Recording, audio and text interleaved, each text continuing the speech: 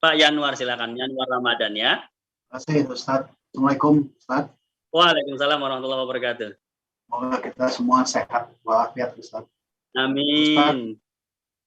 ada satu yang ingin saya tanyakan berdasarkan materi audio yang Ustaz sampaikan, yaitu pada waktu setelah sholat fardu, Rasul itu melakukan zikir bersama atau doa bersama beserta sahabat. Tapi di sini saya tidak pernah melihat ya Ustadz ya, bahwa di Mekah maupun di Madinah itu setelah sholat fardu itu imam mengajak untuk zikir atau sholat untuk doa bersama. Mohon penjelasannya Ustadz. Terima kasih. Baik. Assalamualaikum. Baik. Jadi teman-teman, di dalam hadis itu suara zikir Rasulullah dan para sahabat sampai kedengaran oleh orang yang sedang berada di luar masjid.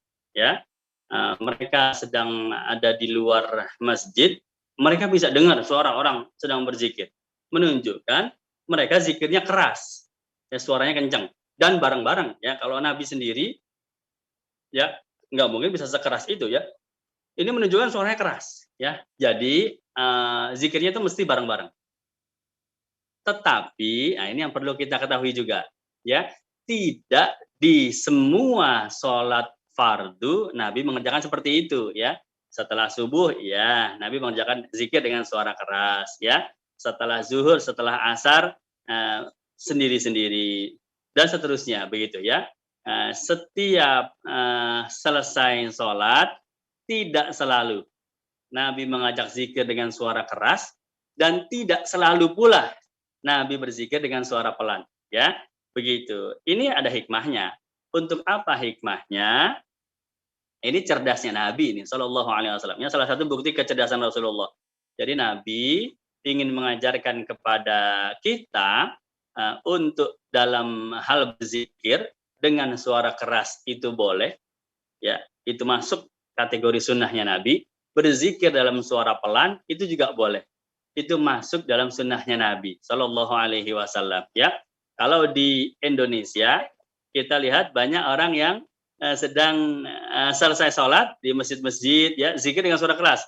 Subhanallah, Subhanallah, Subhanallah, Alhamdulillah, Alhamdulillah, Alhamdulillah. Itu ikut Nabi loh, ya. Nanti kita ke tempat lain ada orang yang zikir suaranya pelan sendiri-sendiri. Itu ikut Nabi juga. Wah, bagus sekali ya. Saya bilang, oh ini cerdasnya Nabi.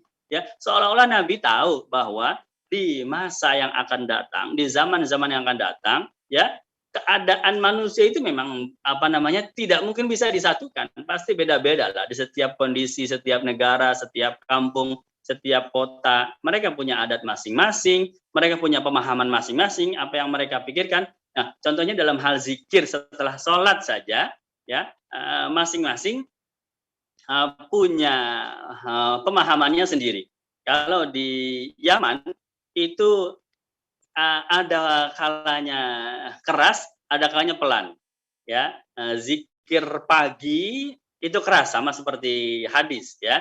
Kita membaca wirid-wirid pagi hari itu keras, ya. Yang kita baca wirid Latif, Al-Imamul Haddad.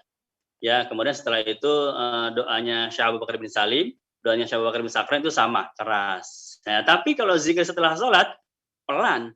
Ya, sholat zuhur, sholat asar misalnya, pelan.